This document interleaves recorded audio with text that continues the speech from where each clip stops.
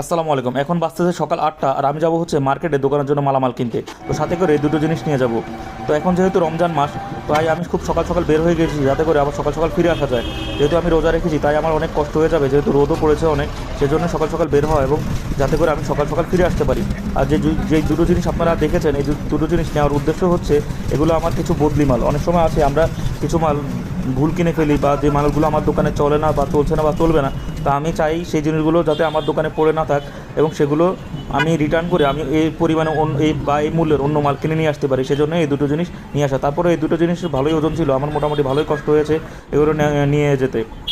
তো এখন আছি হচ্ছে আসাদ গেট, আর এখানে মোটামুটি ভালোই জ্যাম, আর এখন বাঁচতেছে মোটামুটি 10টার উপরে। তো আসাদ গেট থেকে আমি মোটামুটি এখন চলে এসেছি হচ্ছে আজিমপুর।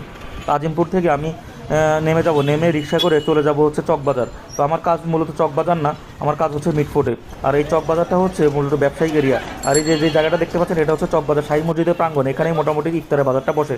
তো চকবাজার বলার কারণটা হচ্ছে, আপনাদেরকে বলে রাখি, চকবাজারই হচ্ছে মোটামুটি ব্যবসার একটা কেন্দ্র।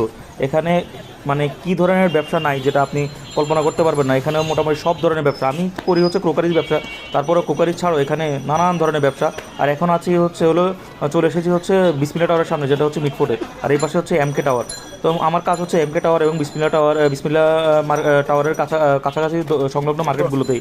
আর এখন চলে এসেছি আরেকটা দোকানে, এটা হচ্ছে স্টিলের দোকান। এখানে আমি স্টিলের পণ্যগুলো কিনি, ওরা এখনও খুলেনি, তাই আমি একটু ঘুরে নিচ্ছি আর কি।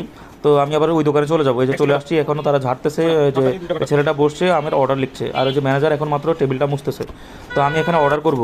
তো ওই দোকান থেকে এখন চলে এসেছি আরেকটা দোকানে, এখানেও আমি কিছু স্টিলের মাল কিনবো। আসলে এক দোকান থেকে সব মাল কেনা যায় না, ঘুরে ফিরে কিনলে দেখা যায় একটু দামেরও কম তারতম্য হয়, একটু কম পাওয়া যায়, যেমন 5 টাকা 10 টাকা ডিফারেন্স হয়েই যায়। তারপর চেষ্টা করি একটু কম দামে কেনার জন্য।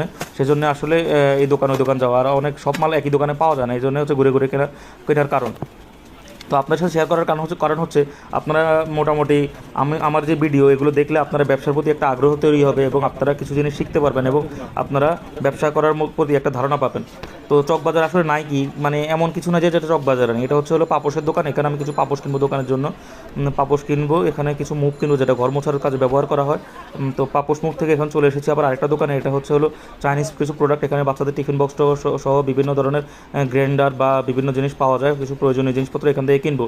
তো এখান থেকে চলে যাবো হচ্ছে আরেকটা দোকানে, এই যে এটা হচ্ছে স্টিলের দোকান। এখানে আমি কিছু স্টিলের কর্নার একটা কিনবো। তো আপনাদের কাছে সাথে শেয়ার করার উদ্দেশ্য হচ্ছিলো, অনেকে আপনারা ব্যবসা করতে আগ্রহী, আসলে কী নিয়ে ব্যবসা করবেন বা কী করবেন। তো যারা ব্যবসা করতে চান, আসলে আমি তাদেরকে বলবো যে আপনারা চলে যান চকবাজারে, কারণ চকবাজারে এমন কিছু নাই যেটা চকবাজারে নাই, এমন কোনো ধরনের ব্যবসা। আমি যেহেতু ক্রোকারিজ ব্যবসা করি, আসলে আপনাদের ক্রোকারিজ ব্যবসা করতে হবে এমন না, আর আপনারা চকবাজারে গেলেই দেখবেন ব্যবসার অনেক আইডিয়া আপনারা পেয়ে যাবেন। তো আশা করছি আজকের ভিডিও